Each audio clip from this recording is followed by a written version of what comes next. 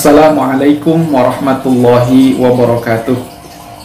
Alhamdulillah wa syukurillah. Teman-teman sekalian yang dirahmati Allah subhanahu wa ta'ala, sejatinya nasihat itu adalah nutrisi yang menyehatkan kita, dan nasihat adalah tangga yang bisa meninggikan derajat kita. Akan tetapi, tidak semua orang mau dan mampu menerima nasihat itu dengan lapang dada. Padahal, nasihat itu perlu untuk hidup kita yang lebih baik.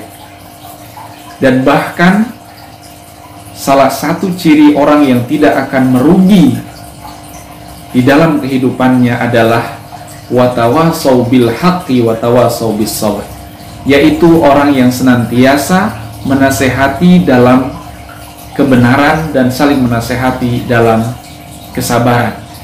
Maka dibutuhkan jiwa yang besar untuk bisa menerima nasihat dari orang lain.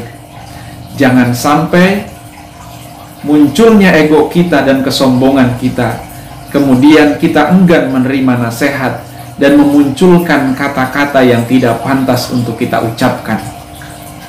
Dalam sebuah hadis yang diriwayatkan oleh Abdullah ibnu Mas'ud, di mana Rasulullah Shallallahu Alaihi Wasallam bersabda, "Wa inna abghadal kalami indallahi ayyaqula ar-rajulu lir-rajuli ittaqillah fayaqulu alaika binafsik." Dan sesungguhnya perkataan yang paling dibenci oleh Allah yaitu ketika seseorang mengatakan kepada temannya, kepada orang lain, "Bertakwalah kamu kepada Allah." Maka orang itu menjawab, "Kamu urus saja dirimu sendiri." Ini adalah perkataan yang paling dibenci oleh Allah. Oleh karena itu, kalau ada orang yang memberikan nasihat kepada kita, "Bertakwalah kamu kepada Allah," terima itu dengan lapang dada. Terima itu sebagai bahan evaluasi diri kita, sebagai bahan introspeksi diri kita. Jangan kita mengatakan, "Ini bukan urusan kamu, kamu urus saja diri kamu sendiri. Masalah ketakwaan itu masalah saya." Teman-teman, kita jangan sampai mengucapkan kata-kata itu. Mungkin kata "bertakwalah kepada Allah" ini adalah sebuah kata yang masih menyeluruh, mencakup keseluruhan yang berupa perintah-perintah Allah, yang melaksanakan perintah Allah dan menjauhi larangannya. Dalam keseharian kita, mungkin kata-katanya lebih simpel, mungkin kata-katanya lebih spesifik. Misalkan ada orang yang mengatakan kepada kita, "Kamu harus sholat tepat waktu," atau misalkan, "Kamu harus membaca Al-Quran setiap hari," atau misalkan, "Kamu tidak boleh berkata kotor, kamu tidak boleh melakukan ini dan itu."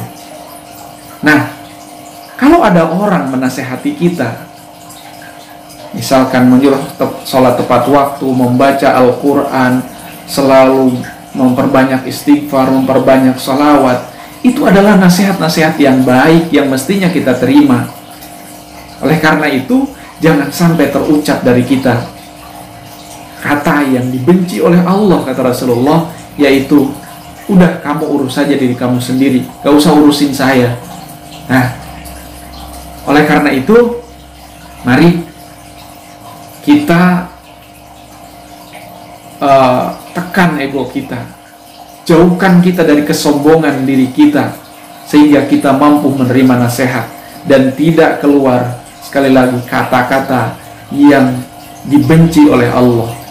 Dan ingat, kata yang paling dibenci oleh Allah adalah di saat kita diingatkan untuk bertakwa kepada Allah, atau dalam kata-kata yang lebih spesifik tadi, misalkan diingatkan untuk sholat, untuk membaca Al-Quran, untuk sedekah, untuk istighfar, untuk baca sholawat, meninggalkan perbuatan-perbuatan dosa dari yang kecil sampai yang besar, maka jangan sampai terucap dari diri kita perkataan, kamu urus saja diri kamu sendiri.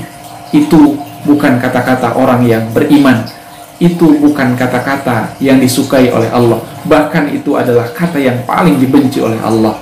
Dan di dalam surat Al-Baqarah ayat 206, Allah mengingatkan bahwa salah satu ciri orang munafik adalah wa idza qila lahu taqillaha akhadhathu al-'izzatu bil ismi fahasbuhu jahannam wa la bi'sal mihad. Dan jika dikatakan kepadanya, bertakwalah kamu kepada Allah, maka muncullah kesombongannya untuk berbuat dosa kepada Allah. Maka cukuplah bagi dia neraka jahanam, dan neraka jahanam itu adalah seburuk-buruknya tempat kembali.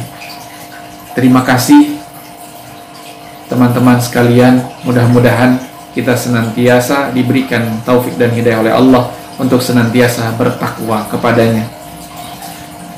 Wabillahi taufiq wal hidayah. Wassalamualaikum warahmatullahi wabarakatuh.